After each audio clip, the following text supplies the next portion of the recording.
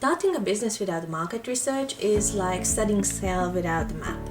You might get somewhere, but there is a high chance that you will end up lost. So whether you are launching a new brand or expanding your new business to new markets or refining your marketing plan, market research and market analysis are crucial. And in this video, I will talk you through what market research and market analysis means and how to conduct them.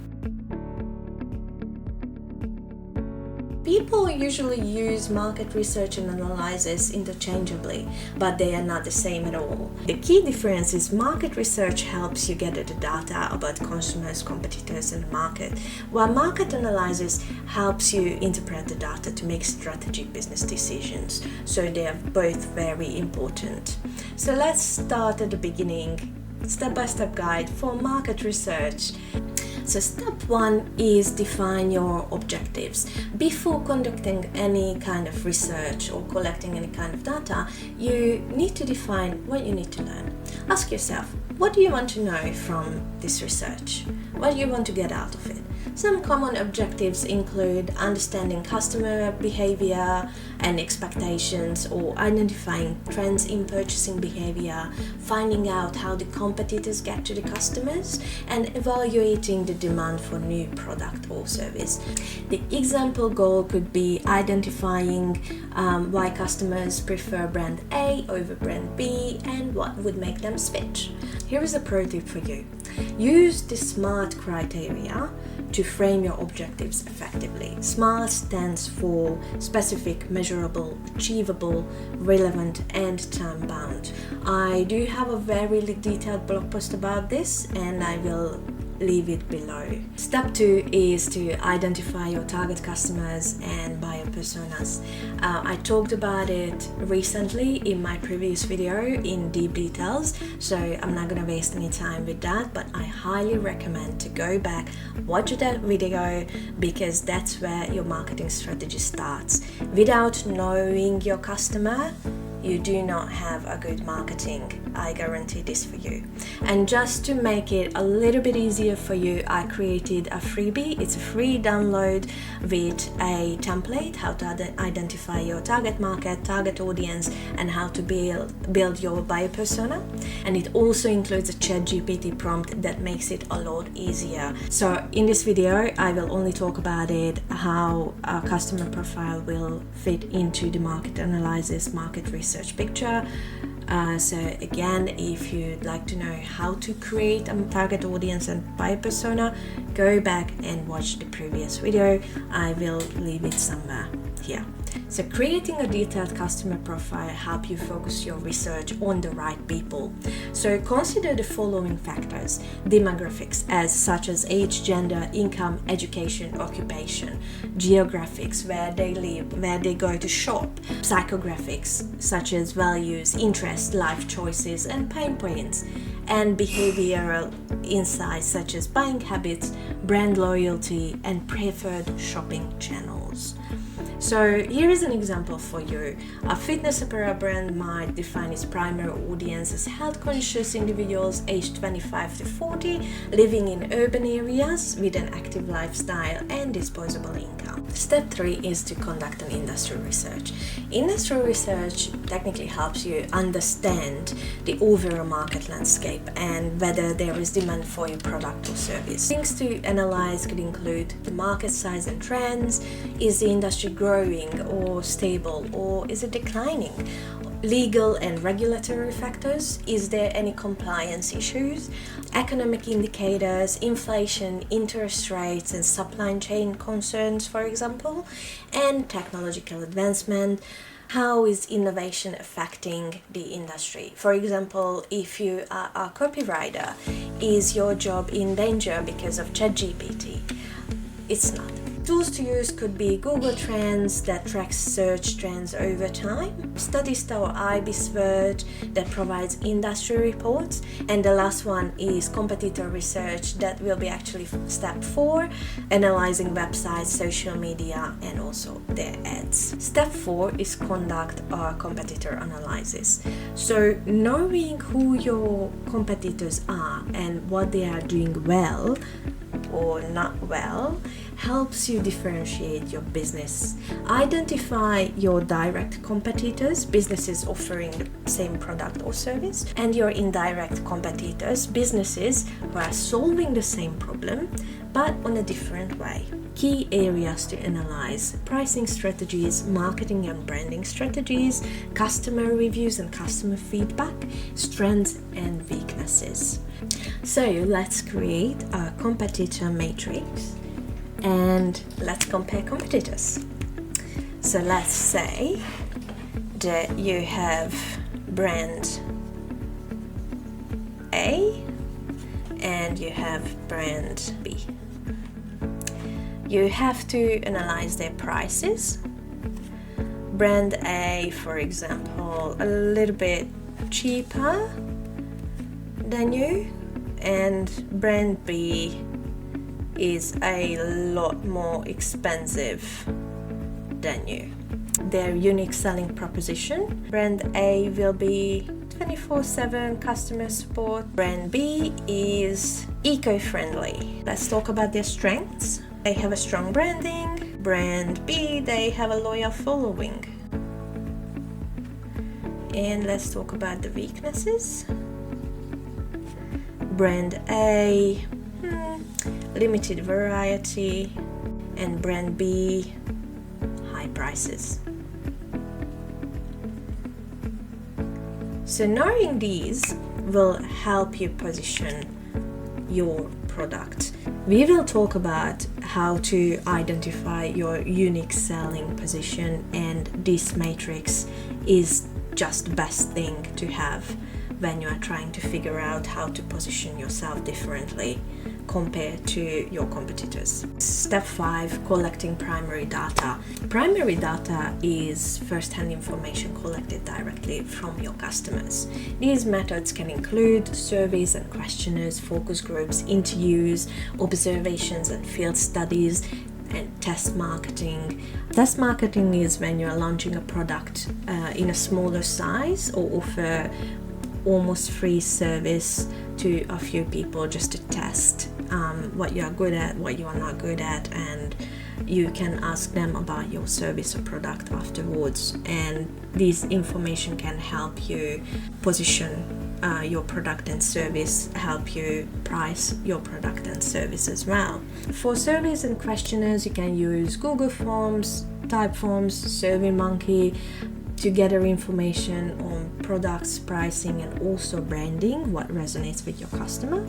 The focus groups, they are discussion panel of potential customers to gather insights on preferences and expectations on a certain product or service. It can be very, very useful. You don't have to pay for a focus group. You can do it with a couple of friends or family members, but just be very careful to gather honest information about the product and service. It could be an influential factor that you are their friend or family member and they have very nice feelings for you.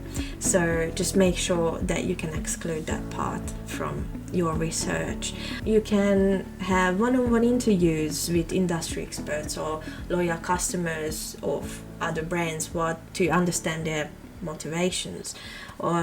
Other brands, meaning your competitors doing similar to yours. You don't have to be unethical or anything like that. You just have a casual conversation with them. The last one is observation and field studies, monitoring how customers interact with products in a retail store or in a website. It doesn't mean stalking them. The next step is to gather secondary data.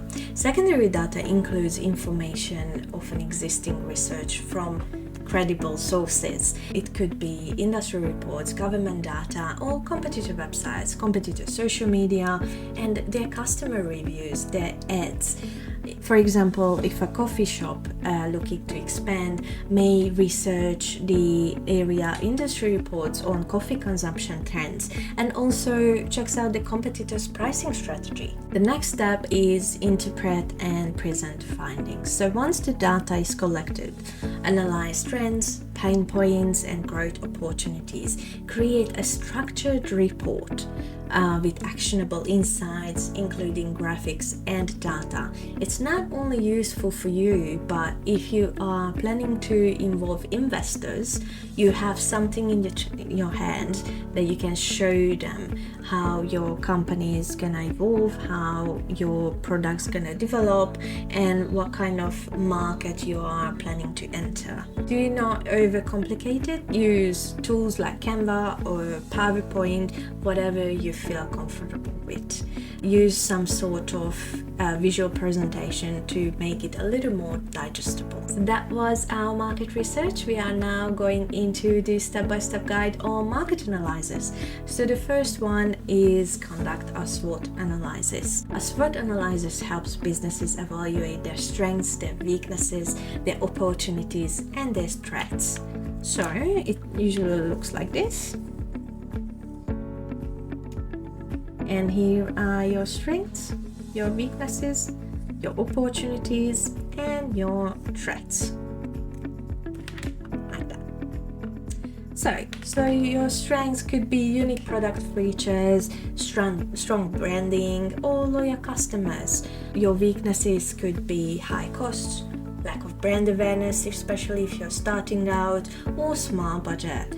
Opportunities could be new trends, untapped markets, or social media growth, while threats are new competitors, economic downturns, and consumer preference changes. Do not skip SWOT analysis. It's a very, very useful analysis for you to see your strengths and weaknesses and to build your marketing strategy and marketing plan on these factors. And also to define your unique value proposition, which is our next step. So defining your unique value proposition or unique selling proposition is technically figuring out what makes your business different from your competitors. So for example, you can say we serve ethically sourced handcrafted coffee that supports sustainable farming while delivering an unforgettable taste. Your unique selling proposition could be 24/7 customer service, better pricing, or better customer support, or it can be pretty much anything. The next step is financials and pricing analysis. This is actually the topic of my new upcoming video. So if you haven't subscribed yet, definitely hit subscribe and do not miss out on this, because it's a very big, very intimidating topic for most of the people. Choosing the right pricing strategy could be based on customer demand, competition, and costs.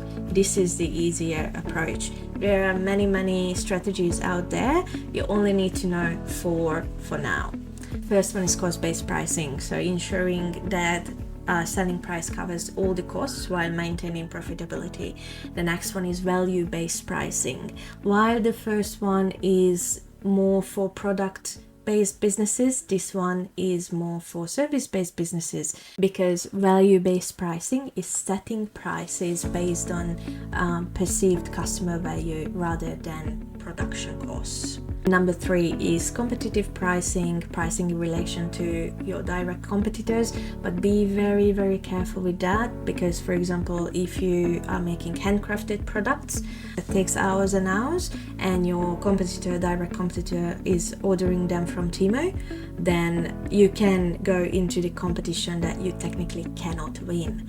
Your quality will be obviously better, but still do not go into a pricing competition that you cannot win. So be very careful with this, because it can backfire. The fourth pricing strategy that you need to know is penetration pricing. This means that you offer lower prices initially to attract new customers, 20% off in the first 2 months, and then you go back up to your normal prices. Step 4 is to develop a marketing plan and a marketing strategy. So what's the difference in the marketing strategy and the marketing plan? Let's talk about it first. Marketing strategy defines the overall approach of a long-term goal for a company's marketing efforts. Technically, it's answering the why behind those actions, while a marketing plan outlines the specific tactics, timelines, and actions that needed to be execute the marketing strategy, essentially detailing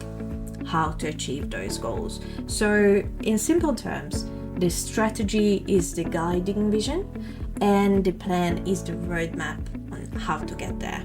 Based on the research that you have, start crafting a marketing strategy that includes your brand messaging. What do you stand for?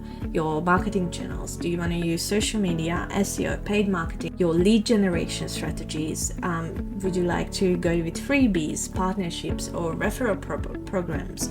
And your retention strategies. It might involve loyalty programs or personalized offers. But I would like to warn you that even best and fanciest marketing strategy will fail if you do not know your customers. So this is what you are starting with: your target market, your target audience, and your customer persona. If you don't know these three, then don't even start on a marketing strategy. The next one, step 5, is a fun one: assess market entry strategies. It's to figure out the best approach to entering the market. This also could be included in your marketing strategy and marketing plan. So you can target a niche, or do you want to target a broad audience? What would your distribution strategy be? Is it online or brick and mortar? Or what's your customer acquisition looking like? Is this SEO or social media, or you are using influencers? There are a lot of exciting topics and questions to answer and to go through. For example, a home decor brand launching in a competitive market may start selling first on Instagram and Etsy before they invest in an e-commerce website that could cost more than $10,000. Step 6 is to make data-driven decisions. Because market analysis should guide strategic business decisions. Adjust marketing strategies based on trends, optimize pricing and service offering, and identify potential partnerships and collaborations. Market research and market analysis are both essential components of a successful marketing strategy. While market research focusing on collecting data about customers and competitors and your market, market analysis helps you interpret the data to make informed decisions. Using both methods ensures businesses to stay competitive, reduce risks, and seize growth opportunities effectively. In the next video, we will be talking about pricing strategies and finances. So if you do not want to miss out on that, definitely hit a like and a subscribe. Thank you very much, and I see you in the next video.